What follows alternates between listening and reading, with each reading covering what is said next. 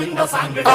தாடி என்ன உடம்பு அடி அங்கங்க பச்சை நரம்பு ஐம்பொன்னா செஞ்ச உடம்பு அடி நடையாடும் சின்ன தழும்பு